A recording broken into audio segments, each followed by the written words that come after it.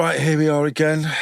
I thought the cleaner had been in here. Yeah. Still smells of your feet. It still smells of your jelly babies you were throwing around last week. Whose are these pants? Sorry, I meant to pick them up from last week. I just held them up. There was an eclipse of the sun. Remind me of my granddad, this did, who used to do party tricks. What's that? He used to make chocolate disappear. Really? Yeah, he had a few Twix up his sleeve. Oh, God. My mate last week failed his Aboriginal music exam. I asked him, did you redo it? Did you redo it? I was an usher in a cinema. I don't like to talk about it because I was in a very dark place back then. He's been Googling, like, the worst puns. Anyone remember my chiropractor joke? I put it on here about a week back. Did I say my granddad joke? What? He could never find his way out of the allotment. No. I think he may have lost the plot. The Vandals have attacked the National Origami Museum in Tokyo. We'll keep you updated as the story unfolds. Oh, dear. Go on then, let's go. Here's Jason Mohammad in that famous Cardiff City shirt. He'll be the one to take the free kick, stands over the ball, 25 yards out. Bellamy to his right, curls it. Oh my word, what a finish! A beauty from Mohammad. Keeper absolutely no chance. So here we go at Craven Cottage, a cold and frosty New Year's Day, and it is Fulham who get us underway. And Hamill picks up the ball and shoots! What a goal! Past the Mansfield Town keeper Jason Trinder and into the top corner with only 7 seconds on the clock. Trinder was still waving to the fans. That has to be a record. Fulham lead 1-0. Cardiff City on the attack down the right-hand side here in Indian Park, heading towards the Grange end. Talisman Phil Stant has the ball, looking for Robbie James, passes it back, finds Robbie James. Now Robbie James is looking for somebody. He crosses in, he finds somebody. It's Andy Gorman, bullet header, back of the net. Andy Gorman scores for Cardiff City in front of the Grange end, and they're bouncing around like Zebedee. Hello and welcome once again to A Bit of Blue EuroTrashed, the biggest and the best 2020 podcast with me, Jason Trinder. Me, Andy Gorman, and... Where is he? Oh, that's what we're missing. That's what we're missing. Oh, wow. Where is he? Did we tell him the right time? Do you know what? I thought there was something strange about today. Yeah, there was a bit strange. Yeah, no. I remember to cook the carrots. Yeah. The Yorkshire puddings, which I normally forget. I went to the shop and got the Twix and the Mars bars and the San Pellegrino. Yeah, that's right. And then when we got here, there was something not right. Exactly. I remember not to put my socks on as well. Yeah. I remembered to ring the hospital to tell them I'm back tomorrow morning. You checked in with your probation officer. That's the one, yeah. No, obviously, ladies and gentlemen, we're minus the teacher today. In all seriousness, Jason's got an illness in the family, so he's had to look after himself and his family. So, best of luck, Jason. Get well soon. We'll see you next week. Best wishes. But yes, it's just me and Mr. Gorman, so we've been like two excited school children. Oh, I know, yeah. We've gone proper old school here. Because it's like getting to school and realising the teacher's off sick and then expecting a supply teacher. Yeah, see? And then expecting a supply teacher and the supply teacher turn up. So me and Mr. Gorman here have just been flicking rubber bands at each other and like little mini Mars bars like that. Oh, thanks. There you go. I never picked my nose so much in all my life. So we've been whacking each other over the knuckles with rulers. Which school did you go to? And I gave him a wicked Chinese burn just earlier on. It's bloody hurting that is as well. So it's just me and the naughty school child that is Andrew Dennis Gorman. So thank you. Coming up in today's show, we've got lots to talk about. Our summary, lots to talk about. All the quarter-final games. With the teacher's pet here, Andrew Tractor Boy Gorman. The semi-finals, we'll talk about them and our poor predictions live again on the show, and some more competition winners and more giveaways for you, our wonderful listeners. And we'll have a very special live guest with us this afternoon, and it's none other than Manchester United, Cardiff City and Ireland's Derek Brazil. Ireland? Yeah, he played for Ireland. Which island? Oh, the island of the Republic of the Island. Is there a republic? Yeah. Okay, like the Republic of Czechoslovakia. Yeah, the Republic of the Island. That's the right. one. Okay. Which island? So Maldives? the Republic of Ireland. The island of Strongbow. So we'll be having Derek come. Derek joined us in our early days. So like we said to you earlier on, we're going a bit old school today. So we're going to get some of our original guests that we had on A Bit of Blue during the early days. Retro. But Derek, ex-Cardiff City player, 115 games for the Bluebirds, and Sir Alex Ferguson's best mate. Best mate. Best mate, definitely. He doesn't shut up about it. Like J-Mo doesn't shut up about his goal on the Cardiff City Stadium. Mr. Brazil doesn't shut up about his best mate. Why he's not here? Should we talk about that goal? I mean, it was just awful, wasn't it? I tell you what, it's probably one of the worst goals I've ever seen in my life. Everything was wrong with that goal. Absolutely. You know? The run-up, his body shape. Yeah, but his body shape's always been bad. So. the goalkeeper... I don't know what he was doing. Well, the goalkeeper looked about 4 to start, so the kit was too big for him. He was facing the wrong way. He was obviously learnt from you, waving at the crowd at the time. Well, I'll have you know, Mr. Gorman, I put my boots and gloves on for the first time yesterday. As you know, because you should have been playing, but you were up messing about with the tractor boys in Ipswich. You put your boots and gloves on for the first time? For the first time in 2 years. Wow, so Batman hadn't been around for 2 years.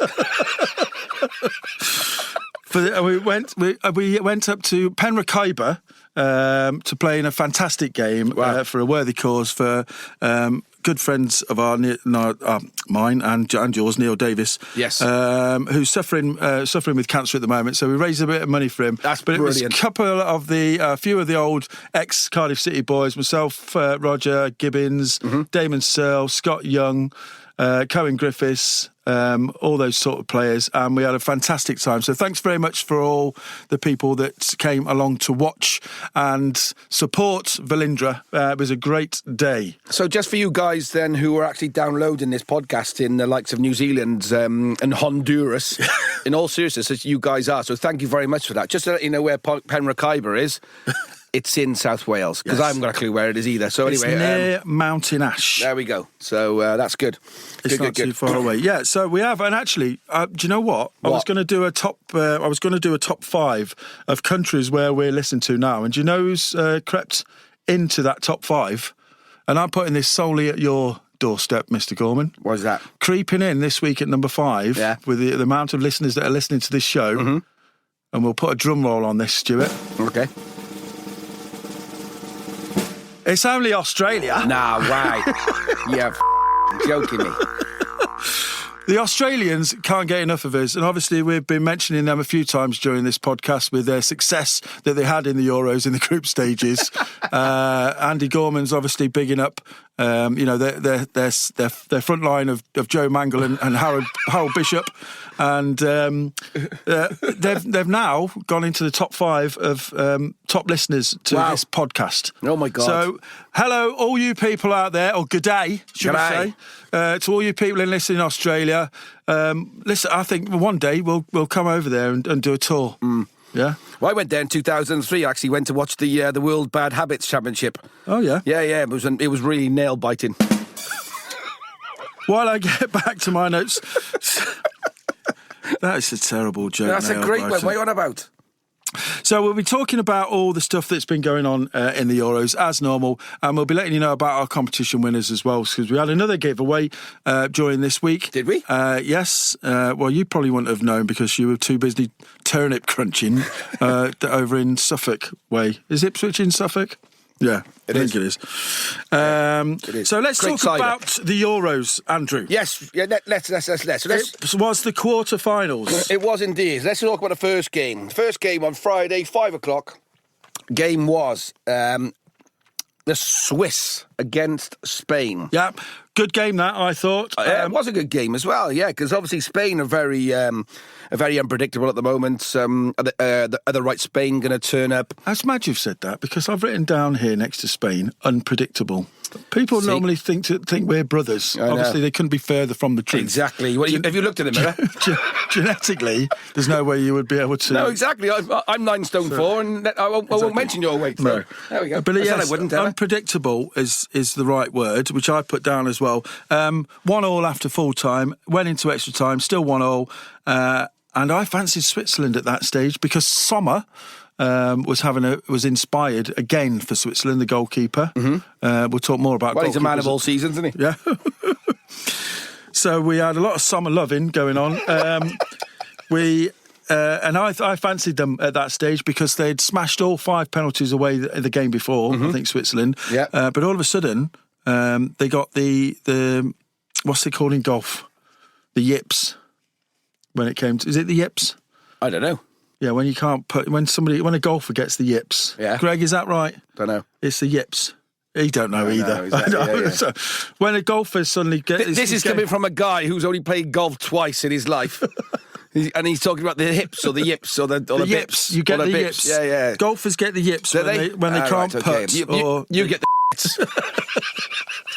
That depends if I've had the curry the night before. Yeah, and the fact that you're called Tarzan because you spend too much time in the trees. Or David Hasselhoff, too much time in the sand. No, my golf is improving. Is it? Yeah. Why? Well, I don't know. It just is. I've been playing quite a lot. What, twice? No. I don't tell you all the time because you always go, "Can I come? Can I come?" No, I don't. I can't because you nicked my clubs. Listen, they haven't nicked your clubs whatsoever. Yes, You'll be hearing from my solicitors in the morning. That's all right. No worries, no problem. Anyway, let's talk about the football. Good point. So Spain won 3-1 on penalties because the Swiss couldn't hit the side of a Renault Espace. That's right. When it came to those penalty kicks. Let's go to the game because obviously Granit Xhaka was suspended.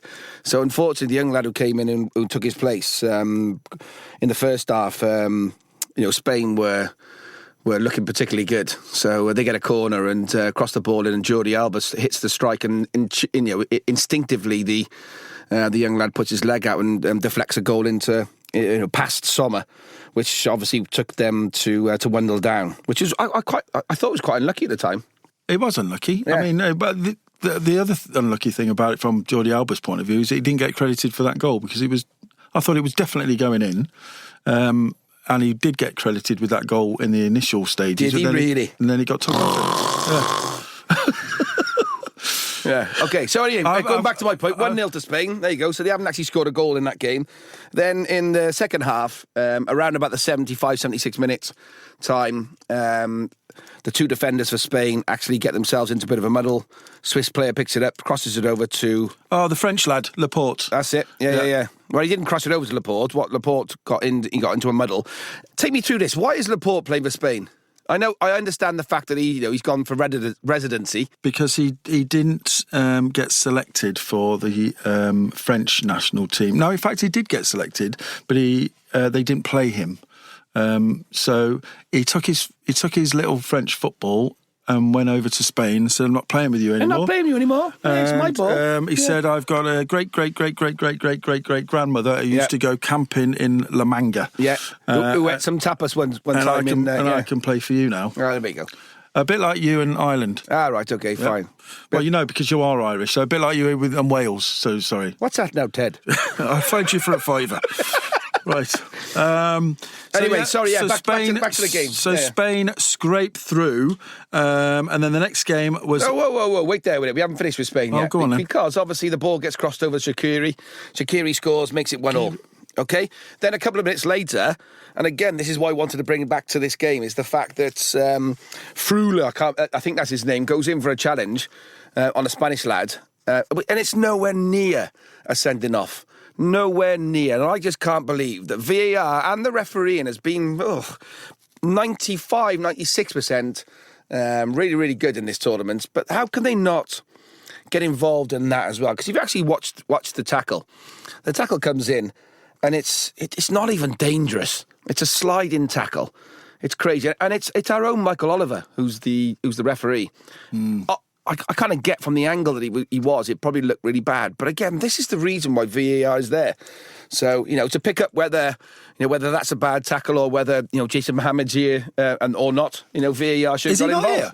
Is he not here? Yeah, I keep forgetting he's not here. I was going to say, Jay, what's your over to Jay, what's your thoughts on that? But he's not here. So we did discuss this last week about the letter of the law, which I picked up as being inconsistent. Yeah. Because we've seen a few of those, and some people have been sent off, and some people haven't. So this letter of the law, I don't know who's written it. No. But it's not It's Barry not consistent. Chuckle. Barry Chuckle's letter of the law. So, no, I agree. It wasn't a sending off. So Spain win on penalties, and that penalty shootout wasn't even, it wasn't really in Spain's favour, because I think they missed the first penalty, didn't they? And then Busquets. and it bounced back and forth, didn't it? And then I can't understand these penalties where they just try and be too clever, where the world class players, the likes of Ronaldo and whoever else, and Gorman, that sort of thing.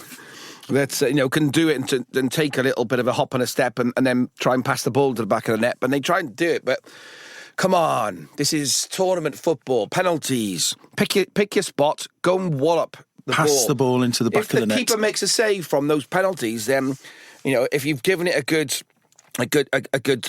thwack, then and the keeper saves it, then fine, fair enough. When you're trying to pass the ball into the back of the net, and it's probably, hopefully, to our listeners as well, is the fact that it's so frustrating to see these guys trying to be too clever, and then they turn around and look as though they've just notice on some of those penalties that they actually did get them on target, and the referees are being quite strict on the goalkeepers now, having 1 foot on the line. Here we go, back to the goalkeepers. Well, but I think you'll find that the goalkeepers have been somewhat outstanding, and also I think you'll find that most of the goalkeepers, like Sommer and Schmeichel and Pickford and Donnarumma and Unai, are probably the best players out of all of those teams. So shut your mouth. All right. Well, you're actually agreeing with what I'm saying. What I'm trying to say to you is the fact you didn't let me finish what I was going to say, because the penalties were on target, right? Mm-hmm. And the goalkeepers who now, normally you would see given 5 years ago, probably even less than that, a goalkeeper would move 2 or 3 yards off his line to try and save a penalty. They're now not allowed to do that because the penalty would get taken again. So you're finding goalkeepers now standing behind the line, and then as soon as the ball's kicked, at least 1 foot needs to be on that line, and still saving these penalties. Right. It just means that when they are saving those, they are not very good penalties, and they're at a nice height for the goalkeeper, and they're not right in the corner, bottom corner, left or right, or in the top corner, left or right. So you've got to credit as well as saying, well, the centre forwards missed the penalty. Oh my God, how crap is he? No, actually, the goalkeepers. That's not what I'm saying. You're actually agreeing with me. If you actually listen to what I'm saying for once in your life, what I was trying to say to you is the fact that the penalties that have been taken are poor. They're poor penalties, and regardless of the goalkeepers, that's their job to save and try and save that. They pick a side to dive to, and so do the players. And when they take a penalty, and it's my nan could have saved it, then that's a different story. If a keeper pulls off an amazing save down to his right, down to his left, but then when the penalty taker makes it even easier for those keepers to make that save, that's my problem. And that's what I'm trying to say, is the frustration for listeners, for everybody across the world, even. So, with the way these penalties have been taken, it's just poor. It's frustrating, and that's it. Sorry, what were you saying? I don't know. Anyway, moving on. Yeah, I think we better. Belgium 1, Italy 2. Yes. Now, predictions-wise... Sorry, let me just go back to that first game, because we did have predictions. You and Mr. Mohammad... I knew he should be here. I knew he should be here. Who? He's not here, is he? Who? Jason. Who? Exactly. I know. Jason that you both said Spain, and I think on the last podcast I went, well, because you two have gone for Spain, I'll go for Switzerland. Right. So you've actually got that right, that prediction, right? Obviously. That Spain would go through. So, right, Belgium 1, Italy 2. Yes. A good game. Everybody thought that was going to be the game of the quarterfinals. I don't think it was, and we'll go on to why later on. But Italy have done the job again. However, I wasn't that impressed with Italy against Belgium for a number of reasons. I think a lot of their players, apart from their goalkeeper... Oh, of course. Because Donnarumma was their best player again. Of course. He kept them in the game. He was on fire first 10 minutes because Belgium were peppering the Italian goal. Peppering? Yep. He's the right back. But I wasn't that impressed with Italy. Obviously, they're now going to be without Chiesa, one of their key players who limped off with what looked like to be a serious what's that thing at the back of your ankle? Peppering. Achilles. Yeah. Yeah, I think either an Achilles injury or a serious calf injury. So he's no longer going to be playing for Italy. Are you sure it was Chiesa? Or was it someone else? Well, I thought it was Chiesa, but it might have been old spinning top guy. What's he called? Spinazzola. Yeah. I have that every Friday night with some garlic bread. But I think it might have been Leonardo Spinazzola potentially. Okay. I thought it was Chiesa, but I was hoping it was Chiesa. I would obviously never want to hope that anybody gets injured. No, but apart from me, apart from you. Yeah. Well, you're not. You go down after about 5 minutes in every game anyway. You don't want to shout that out too loud, do you? With a tight something. I thought Immobile, the chap that I thought would be the top goal scorer. I was disappointed with him. Let's get on to that subject. Well, Immobile. Right, everybody saw it. Everybody saw what went on. He went down like as if a sniper had got him. And then when Italy score, all of a sudden he's up happy as Larry. Awful. Well, there should be retrospective punishment for things like that. There should be. Because I'm fed up with all the... the acting, the diving, the time waste. And the Italians are brilliant at it. Yes. Don't get us wrong. Brilliant. Nobody was surprised to see that sort of shenanigans going on from the Italians because they've done it for years. Yeah, I've done it for years, you're right. But when it's like that and when it's so blatant like that, I really think that if you're going to punish players retrospectively for different things, which has happened, that should be on that list as well. Because there's no way, he was obviously trying to get a penalty. He was rolling around as if somebody had shot him, and then gets up when the ball's in the back of the net. The problem being is the fact that the goal was a particularly good goal, and Barella has hit that, and it's obviously gone past him. He's too busy on the floor looking for worms and ants, on the 6-yard box line. The 6-yard box line? Yeah, exactly. And then he gets up and runs off. Now, until UEFA... whoever gets involved and stops this, because that's blatant right in front of everyone's, and across the whole of my socials, people are going, he should be banned. There should be retrospective. Well, did you see it at the time? I was watching it in real time. Yeah, and I knew straight away once he'd done that there'd be all sorts of gifs and memes and whatever it is come out on social media. Mm-hmm. And it wasn't long after the game and it all started to sort of, because I thought, I wonder if I'm the only one that's seen that.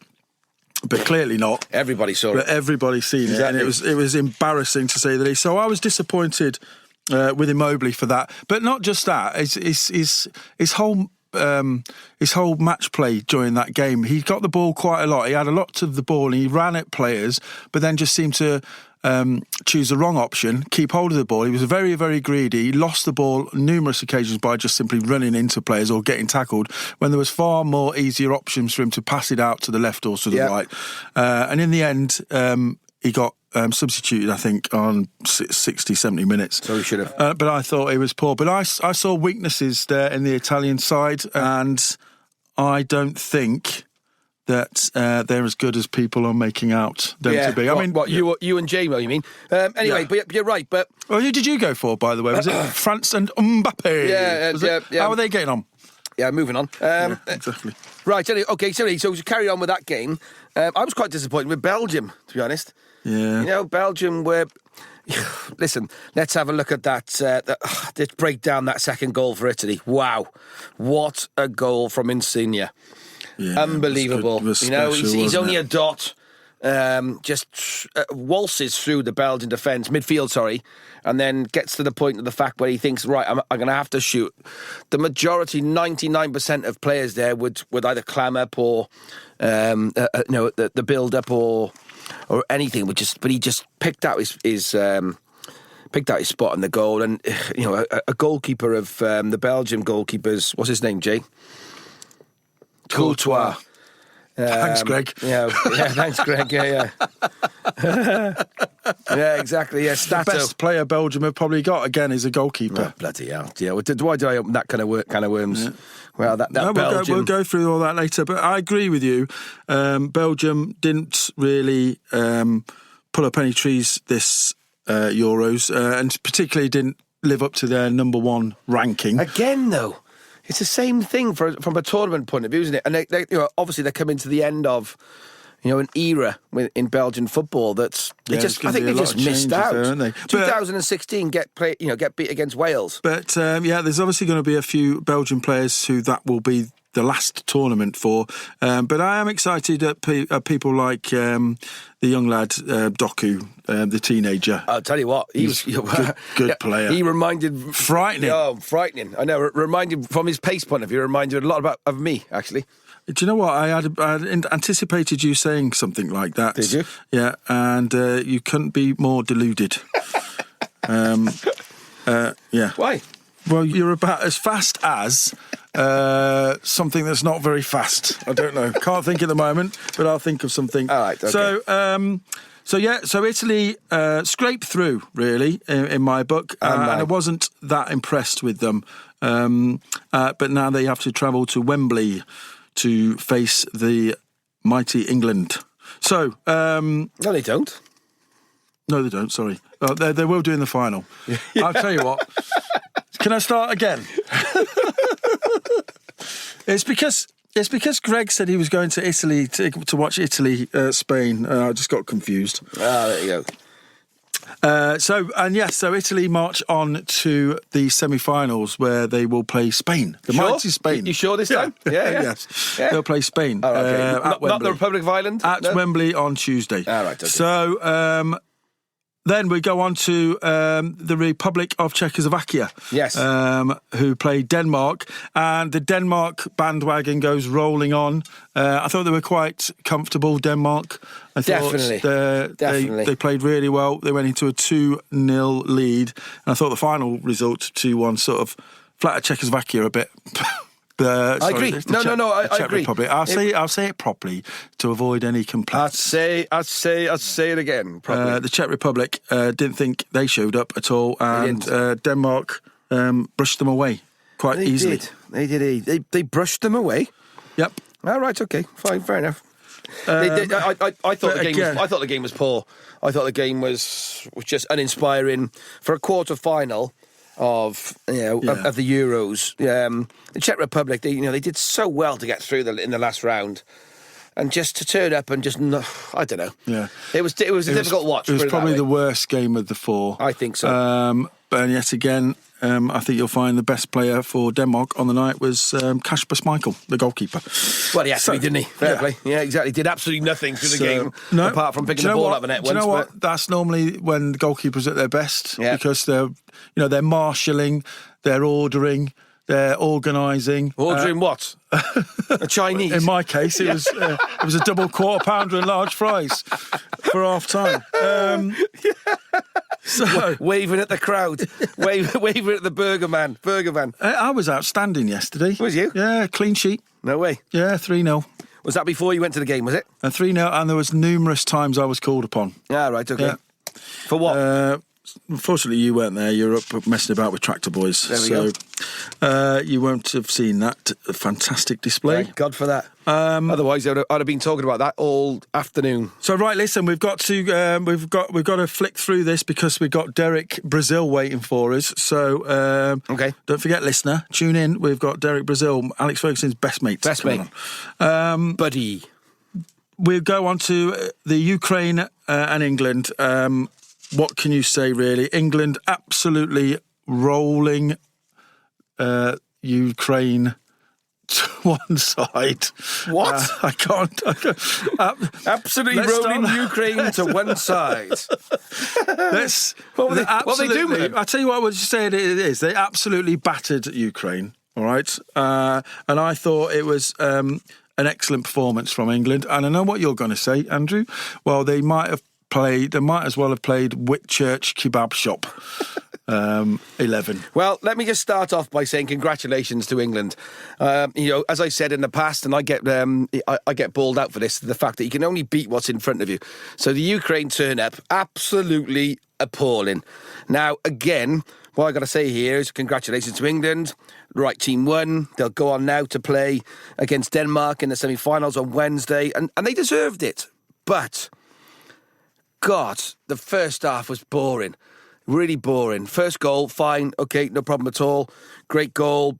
Mistake from the Ukraine centre-half or the defence. Marking, where was it? Nowhere near. I didn't think it was a mistake. But then after that, the game just became boring. And England, all they do is just pass backwards, sideways. Now, this is how bored I was. Leading up till to the 8 o'clock kickoff, I watched the Celebrity Chase on ITV on the other side. And after about 17 minutes into the game, I wanted to know how Richard Madeley had done on the chase. And I was just, my God, my brother-in-law, Simon, big up Simon, and the tractor boys, he was asleep. Even my sister turned around and said, my God, this is just boring. And when Shevchenko changed the formation for Ukraine, they let him back. England let him back to the game. Now, I don't know if you saw this, but after this happened, Harry Kane actually was shown and filmed gesturing the fact that, and pointing to Gareth Southgate, the fact that they'd gone from a 5-3-1 or wherever it was to a 4-3-3 well, or that's 4-4-2. Listen, I've never heard so much twaddle in all my life, right? England were absolutely fantastic last night, all right? And they let the Ukraine back into the game. Yes, but no. The Ukraine put 5 at the back at the very beginning. Right. They still couldn't get the ball. They let England press and push and knock the ball around very comfortably. They were in control. They had the likes of Sancho and Shaw and Sterling, Maguire at the back, very comfortable on the ball.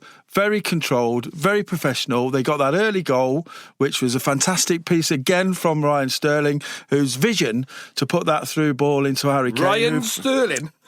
Raheem Sterling. I didn't say Ryan. Did I say Ryan Sterling? You did. Keep that in. Did it? Well, yeah, keep that in. Keep that in.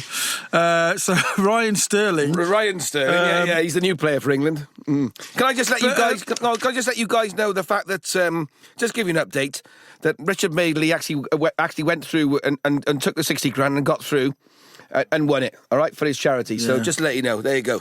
And listen, it's I understand it from a bitterness point of view. Do you know what I mean? And I love Wales, as much as the next person. But, you've got to sometimes... So do I. They make lovely sounds in the sea. Yeah. You've got to sometimes take your hat off to a team that are... Don't wear hats. ...well drilled and organised, and Southgate... that's, a record for any European tournament, to go 5 games without conceding a goal in the opening of a tournament and never really look that, out of control yesterday. They totally dominated that game and they never let the Ukraine... Let me turn into Jason Mohammad here for a second, OK? Luke Shaw and Kieran Trippier are the 2 players who've created the most chances for England in these championships. 2 full-backs. And? Yes. I'm just letting you know. Just turning into Jason Mohammad. If you want to fall asleep like we do it is, that's fine. No problem. Hey, boys. Boys. I got my laptops out this morning and... and me. I looked at Spain, the most possession out of all the Euro teams with 67.2% and the most goals with 12. What do you think about that, And? What do you think about that? Gee, is he back? My God, he's back in the studio. Anyway, again, let me give you another example. Kyle Walker gets a throw-in right next to the corner flag. Threw it backwards towards Stones, who passed it back to Pickford. It's just... I'm sorry, but the likes of Italy, if they turn... Listen, I've had enough of this twaddle. Okay. I thought Shaw was absolutely fantastic. I do as well. In all seriousness, he is fantastic. You've still got no Foden in that side. You've still got no Grealish. Yep. You've still got no Rashford playing. No, I agree. And I think England are well placed. It's going to be very, very difficult against Denmark. Don't get me wrong. Yep. Denmark are going to be a hard side to beat, but I think they will. And I think it'll be a England-Italy final. I do. And let's not forget, England haven't conceded yet. Well, I did just say that. No, you didn't. Yeah, I did. Did you? I said they've gone five games without conceding a goal. Well, that shows how much I listen to you. Anyway, in the second half then, OK? Now, Shevchenko, as a coach, would have turned around to his team and said, don't give anything away now. We're 1-0 down. We're getting back into the game. Let's, tighten up everything. And what goes and happens? Marking, second goal. Maguire. Well, there you go again. Lopez. You see, you go against Shevchenko saying to his team, well, let's not concede again. Do you know what, though? Gareth Southgate's gone to his team and said, right, let's get at these early doors again. Of course they are. That's minutes. obvious. Yeah. That's obvious. But as a coach with a team that are 1-0 down, let's not concede in the first 5 seconds, basically, of the second half. It was appalling. Third goal, Shaw, brilliant. Again, pulls the ball, and crosses it into Kane. The marking, absolutely terrible. Now, how have this Ukraine team gotten to this because position? They were outclassed by a better team with better movement. I'm not talking about against England. I'm talking about how have they got to this. They just gave up. And then for Jordan Henderson to score from a corner, hasn't scored a goal for England for 62 games. 62 caps. And then the Ukraine defenders were just stood there going, well, I'm not marking him. Yeah, you mark him. Who was meant to mark him? I don't know. And then it becomes 4-0. I'm not taking anything away from England whatsoever, because I thought they were brilliant. They were really, really good. But Ukraine just laid down and went. The funniest thing was in the world was my friend Pete Neal, absolute star. When that fourth goal went in, he texted me and just said, Gareth Southgate is too defensive. I think he needs to resign now. Which, it just tickled me. That was brilliant.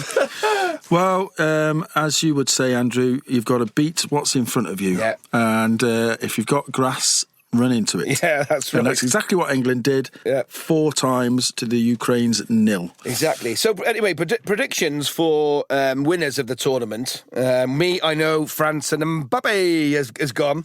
Yep. Jason Trinder went for Italy and Immobile. And JM went for Italy and Frei Bentos, didn't he? Kane, that's right. Yeah, I forgot his name. Kane's got every chance now. Exactly. I can remember Harry Kane's name. So Frei Bentos. Going on about he's not scored for 3 games. Frei Bentos? Harry Kane's rubbish. Right, okay. And now look. I know. Well, listen, you hit the nail right on the head in the last podcast, saying that you can't keep a good man down unless you train him up. But Harry Kane's going to come back now, isn't he? And Denmark, he's got to be looking to score another one or two, maybe even, and then just crack on. But if JMO gets Italy to win it and Harry Kane winning the Golden Boot, then I'm actually going to move from Cardiff, I think. So please, Harry, please. Well, we need to do the semi-final predictions very quickly. We do. So can you remember who's playing who this time? Spain, Italy, England, Denmark. So Spain, Italy, for me, really, is which Spain turns up. And I know we've used that analogy a couple of times through this tournament. But if the right Spain or the good Spain turn up, this could be a cracker. An absolute cracker. If the right Spain turns up, well, as opposed to maybe Portugal or something like that. No. Portugal dressed as Spain. No, exactly. If the Spain turn up, not the Republic of Spain. Yeah, like I said before, Spain are unpredictable. Their best player by far is their goalkeeper. But like I said before, they've got the top stats on most things like possession and passes and things like that. Mm-hmm. But they concede goals, Spain. They do. So they do indeed. So I think that is where they're going to come unstuck. Do you think it's the French defender there doing it on purpose? Maybe. Yeah. So who are you going for then? Penalties, Italy. Italy. I think Jason, remember him? Jason. Jason, what do you think the score's going to be? Well, statistically, Italy have beaten Spain by 68.5% times over the last 15 years in these tournaments. So I'm going to go with Italy 3-0. There you go. It's uncanny, isn't it? It sounds like, I don't know, David Bellamy. Guapo me guape nuts. Yeah. Enormous. Do you remember him? Was it David Bellamy? Yeah, that's right, yeah. Yeah, sounds like him. Sorry, Jason, who did you say? Italy? I said Italy, yeah. Italy. Jason's going for Italy.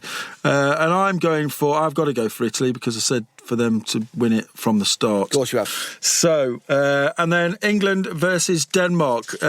Jason, so we go to you first. Well, I've got to go for England because it's Kane again, isn't it? Lovely. 62% of the time that Kane scores against Denmark. Lovely. England 2-0. I'll go for England as well. I'm going for penalties on this one as well. I've just got both games to go. Both game penalties happened in the past. Definitely. Okay. And I'm going to go, just because you two guys are going for England, I'm going to go with Denmark. Oh, he's going for Denmark on penalties. What a disaster that would be for the England national team. And again, just for the listeners, I'm not doing that just for the fact that, it's just one of those things, and I think that there's always going to be a shock in the semi-finals, and I just think that may be it. I hope I'm wrong, but I just think it may happen. Good. So that would mean an Italy-England final on Sunday, the 11th of July. Yes. 8 o'clock.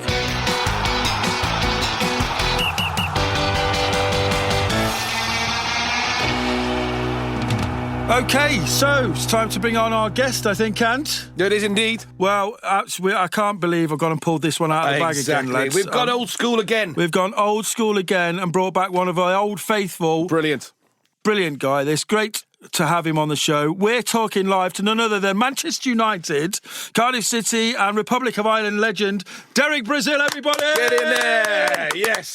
Well done, Dal. Lovely. How are you going, Derek? It's going great, thanks, boys. Well done on your shows. They must have at least 12 viewers now. Brilliant. Do you know what? It was 11 more than we had when you came on last time, so... It's ever since we had you on in the very early days of A Bit of Blue, Derek, that it's just skyrocketed. Well, I've been really busy myself, so I have tried to listen to it, but... Yeah, to be honest, boys, if you didn't have the Euros, what would you be doing? Well, this is it. I mean, Gorman would be out looting and robbing, like he normally does. Well, I'm doing that anyway, so just not as much because of the Euros. Yeah. Anyway, listen, cheers, boys. Other side. Oh, see, there we go. That's when it's just unfair because all the other superstars that we've had on here. We started off with Jermaine Beckford, didn't we? And he had a beer in front of him. Then we moved on to Neil Taylor, was it? Kev McNaughton. No, Kev McNaughton, yep, sorry. We had a beer. He had a beer in front of him. Well, he was actually hung over in bed with a beer in front of him as well. So, and then we had Neil Taylor, which he was being sensible because he was on the TV the following night, wasn't he? But... but Derek can do that. You see, he can play football after a couple of beers in the night, can't you, Derek? I mean, that was in the just, morning, from what I can remember. That was your standard. That was your standard practice, wasn't it? I've got to be fair, right? I love an all-dayer. I swear to God, Monday club. I go with my mate Nobby. It's brilliant. We go Wetherspoons, bang, spend all day there, and it's what it's all about. Mondays are the weekends to me. Oh exactly. Yeah. So what day is it tomorrow? Monday club. Hey, there we go, lovely. And which Wetherspoons is that? I can't say in case a few people turn up. Ah, right, okay, just in case the paparazzi turn up. Anyway, Del, thanks for coming on. You're here to talk about the Euros with us and talk about yourself and some of your experiences with the likes of Mr. Alex Ferguson, which is great. What are you thinking about at the moment with regards to and how the Euros have gone? To be honest, I'm gutted that England are getting so far. I'm absolutely...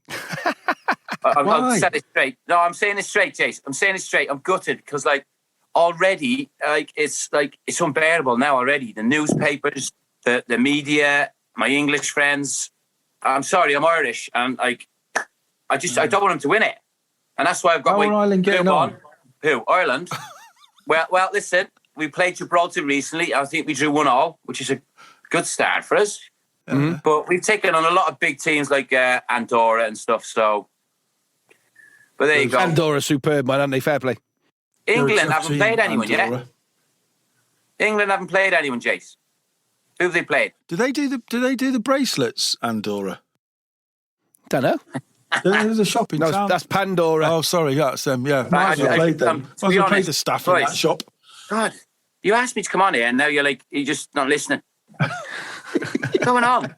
Sorry, Derek. Sorry, Dal. Go on, carry on. Carry on. He's talking about bracelets. So my synopsis is England. Yes, they haven't conceded a goal, but the teams they played haven't really been top notch. I mean, Germany, they were the poorest German side I've seen. Ukraine, well, you might as well have played against Asdas. Exactly. I mean, Asdas. The actual Asdas have got a decent team, mind. But right, they are. Against Denmark, they'll have a tough game. And to be honest, I hope Italy beats Spain because I think Italy at the moment are probably the only ones who will stop England from winning it. Have they been your standout team of the tournament, Derek? Which one? I mean, obviously, you've just said Italy there. Italy, yeah. We've only got Denmark and England and who else? Spain left. Were you surprised at any of those big teams going out? England will beat Spain, I think, if it gets to the final. I think England have too much for Spain. But I think with Italy, they were on a really good run even before these Euros. So for me, they're a team that will actually cause problems for England. But I think the Denmark are pretty decent as well. I mean, it'd be interesting to see, if Denmark do score against England, how, particularly first, how England react. But, I mean, to be fair, England are scary, aren't they, in terms of talent they have? Yeah, they are. But it's a good point you make there. Because England haven't conceded a goal yet, so it'll be interesting to see what happens when they do concede a goal, if they do concede a goal. I'm sure it will happen during the semi-final or maybe the final. So it'd be interesting to see how they react, because there's been a lot of talk about how England have played, maybe not well on occasions, but they've got the job done and they've won 1-0 or 2-0 or, and they demolished Ukraine last night, and still a canter, one would say. But it'd be interesting to see what would happen if they did go a goal down, and how they would cope. With the back four, you look at the back four, particularly last night, you've got two Man United players in Shaw and Maguire. You've got Stones and Walker, Man City. Then you look, at most of their team, their top players or their actual team, play for all the top teams. Sancho's going to Man United. You've got Kane at Tottenham, who's probably going to go Man City somewhere. You've got Rashford, you've got Foden, who's at Man City. Mount, Chelsea, so all successful teams this year, which they've blended together, and it's not easy. But the players they've got on the bench who didn't play, like Rashford, Foden, Grealish, that's frighteningly good. And I think he'll change the team for the next game again. I don't think he'll have the same starting lineup. Probably same back four, same two sitters. And then I think there's two places up for grabs, but I really hope that Denmark beat them, because Denmark, they demolished Wales. They broke Ireland's hearts a couple of years ago, and they're a good team. So I wouldn't take them lightly. And yeah, they are a good team, Denmark. In the two games, but think about it, the four semi-finalists have all worn white. All worn Denmark, England, and who's the other one? Italy, Spain, and Denmark. Yeah, that's a good point. That's a Jason Mohammad. It's only because they heard it on TalkSport. So there we go. Just a quick one then. You just mentioned him actually. Was Sancho, his move from Borussia Dortmund through to Man United, and obviously with your background with Manchester United, with Sancho moving on for £73 million. What's your thoughts on that? And where's he going to fit into the squad and the team? Well, I think obviously he's going to play on the right, with Cavani up top and Rashford on the left. Cavani won't play all the games, so they do want to play Greenwood more central. So I think Greenwood will get a lot more games centrally up front now. And I think that's where Sancho, he scored 50 goals in 3 seasons in the German league. So wow. And I think last year, they would have paid 35 million more for him. Yeah. You've got a bargain, and he looked good last night. I've got to be fair, he looked really good. I think when you put it in that context as well, is the fact that obviously with him playing out the right, you got Daniel James backing them both up on left and the right as well. So there's backup in there. The only issue for me really is with Man United, if they can keep Cavani fit. Now we've seen what a class player he is. Wow.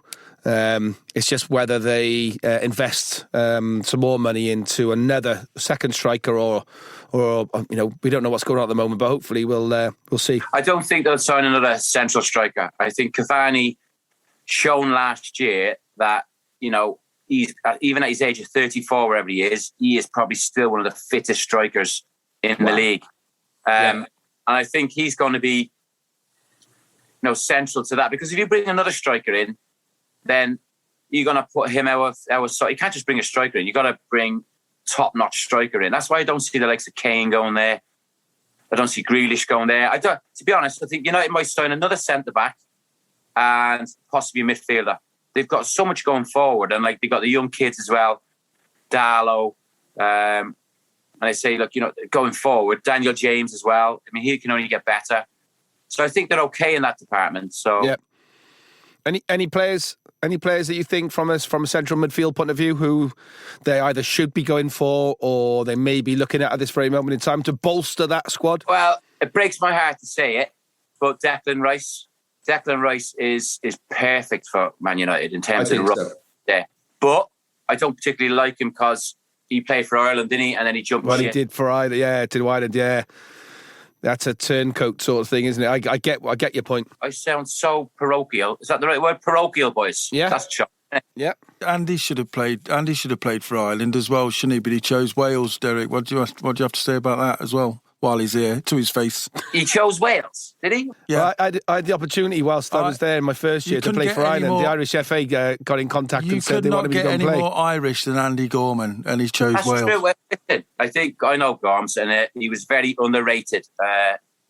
Thank you. Drinker. At what? Underrated player. Sorry, not drinker.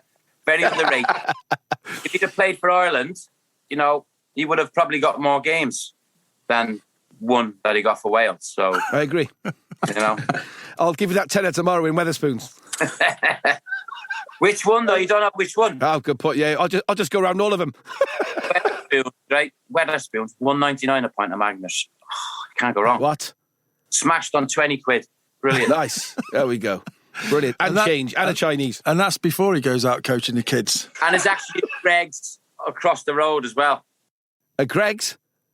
Yeah. No way. We're at Greg's place now. Yeah. £1.10 if you buy a sausage roll inside, or if you take it out, it's £1. Amazing. It's just daylight robbery, isn't it? Just if you want to sit in there, 10 pence it costs you. Oh, Derek, I know what I meant to ask you. What? Obviously, Cardiff City. You're a Cardiff City legend. 115 games, I think, you played for the Bluebirds. Republic of Ireland as well. There's talks or rumours around Robbie Brady coming to Ninian Park or the CCS. Any thoughts on him? A good player, Robbie Brady. Good. I mean, his legs are obviously gone, basically. But I think he'll bring a touch of class to our midfield. Good on set pieces, dead ball, free kicks. And by all accounts, a lovely lad as well. So I think the Cardiff fans, once they get back in, will appreciate what he can do. But I can only see him as a stopgap for this season, to be honest.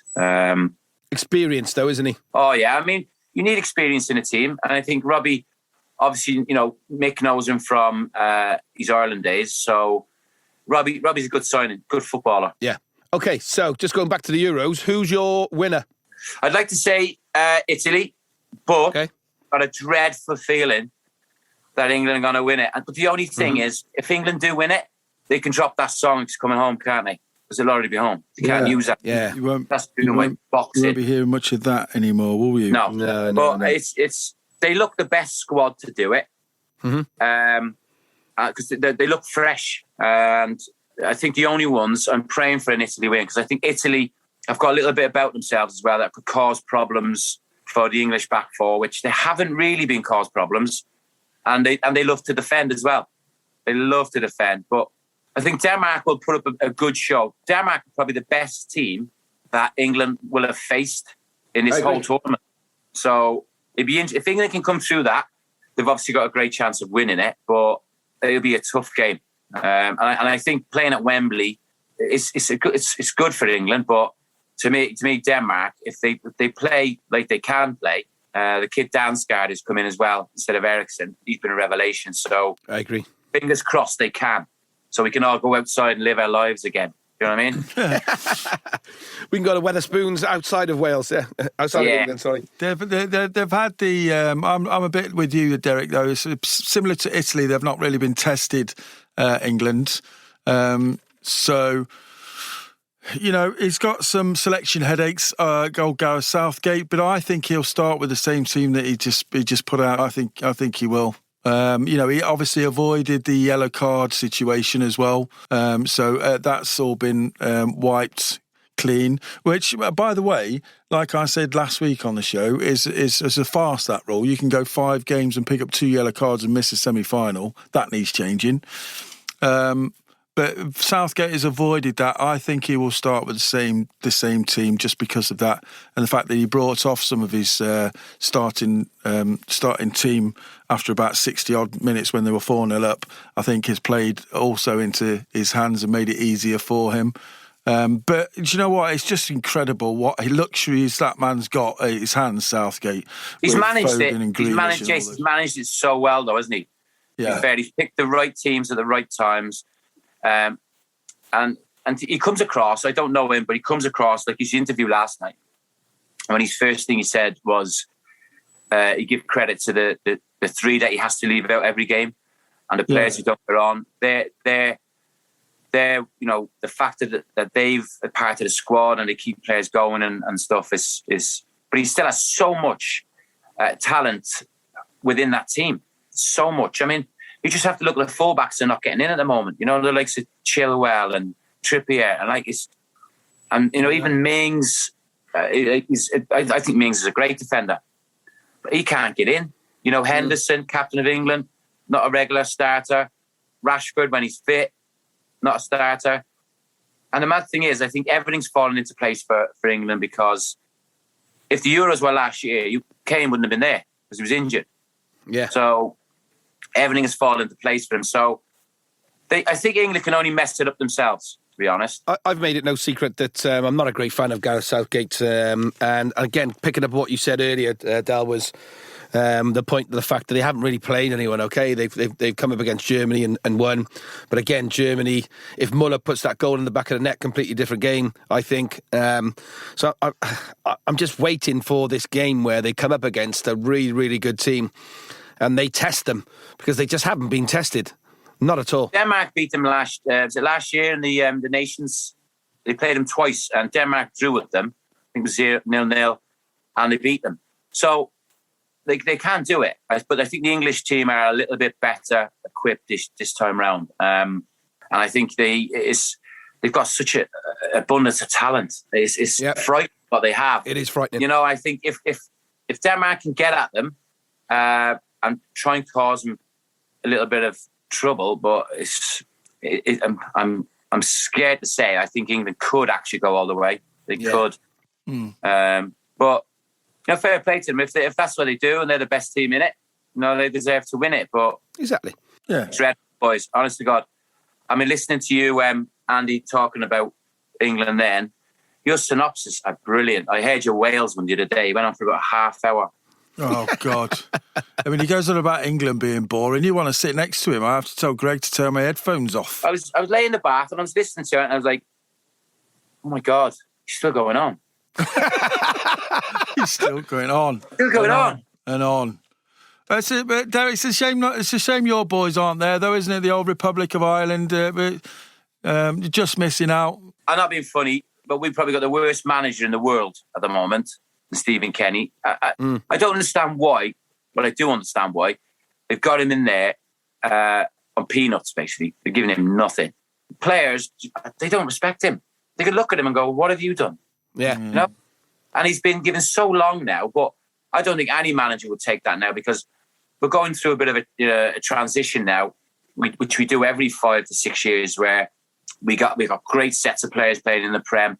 I mean, you look at our team now, there's probably only 3 or 4 to play in the Premier League. You know, probably similar to Wales in many ways. But no, I'm glad we're not in it. And they've got quite a difficult World Cup campaign as well coming up. I think you've got Portugal, haven't you, as well? Portugal and... Boys, to be honest, we might as well just pack it in now. Yeah. We struggle. We do struggle. And I don't even enjoy watching our games now because, like I said, we played Andorra, Gibraltar, Luxembourg beat us. I mean, Luxembourg beat us. What's that all about? 2 poor results against Iceland as well, didn't you? Oh, well. Well, you've got Portugal, Azerbaijan and Serbia. You really have to read them out to me. just practicing reading. He hasn't done it for a while, so... Yeah. Well, listen, Derek, we're so pleased that you could join us. Thank you. And, as being one of the inaugural guests of the A Bit of Blue podcast, we're really pleased to see you back. And hopefully you can come back again soon. Why didn't you invite me into the studio? COVID restrictions. COVID. I'm double jabbed. I'm not even in the same country as Gorman. So I don't need to be that close to him. You're not in the same room? Yeah, we are. Yeah. Next time, by all means, come in here and join us. Exactly. And then we won't... Hopefully we're just going to crack on and do it through the Premier League. Well, or just talk about football in general. So You're live in 20 countries, apparently. We are indeed. That'll be 30 countries now with you, with Ireland. So that's amazing, boys. Honest to God. We started off as just, two idiots, talking into a toilet duck, and now we're, we've got proper microphones. Twitter's gone mental over you. Oh, exactly. Well, there we go. And now you watch it go even further when we tell everybody that we've got you on. Mm-hmm. All right. When do you do that then? Once it's all in and edited, and hopefully tomorrow. Hopefully tomorrow. So all the guys in the Wetherspoons in Barry will know exactly what's going on. We always have the same crowd in there. I think I'm the youngest in there. That's it. Yeah, they must be old in there. No, it's great. Honest to God, I love Wetherspoons. 199 for a Magnus. And Greg's across the road, 110. 110 for a sausage roll. Right, it's like, listen, Monday's my only day off, to be honest, because I'm coaching and I'm playing football and I'm working, so... Don't mention the word work to Andrew. No. It's a swear word. Well, OK, so, Derek, Brazil, thank you very much for joining us.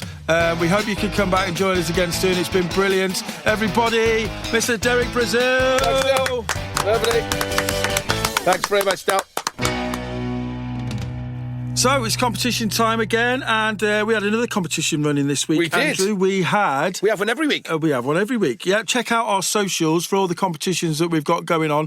There's still one that's going along with the best your best Euro goal ever. So get your nominations in for that, because we've got some fantastic books to give away to you, courtesy of Stuart Kane, the Man Friday books. Brilliant, absolutely brilliant. So make sure you get us them, and we'll be announcing the winners on those next week. So get your thoughts in. But this week we had a competition of another guess the score competition. We did between the Italy and Belgium. Isn't it crazy though? Like every competition we put out there on guess the score, someone comes up with the right prediction. That's amazing, isn't it? I know it is. It's absolutely crazy. Who'd have thought it? Well, you exactly. ask people to guess the results, I know. and somebody bloody gets it right. I know, bloody hell. Well, the thing is, as well, we signed up for a contract. The fact that if nobody got the right score, then we'd pick up the prizes. Yeah, everybody's won. Everybody's won. I can't believe it. And Ian Russell's won a fantastic prize for getting that correct score of 2-1 from Giovanni's, our sponsors, Giovanni. So go and see him. He's fantastic restaurants in Cardiff. So we'll be in touch with you, Ian, with that prize and how you can get it collected. It was a month's worth of homemade Italian ice cream. No way. And it's on the melt now already. Can't believe it. Get yourself down there. That's right, yeah. Exactly. And if it's melted, that's a part of the T&C's. Now, very sorry. For me and you, a month's worth of ice cream will probably last us, I don't know, a couple of hours. I don't know. It's the ceiling ferry that have to bring it to us. That's the problem. So lots of competitions running, more competitions on the way. Check out the socials. We're on Instagram, we're on Twitter, we're on Facebook.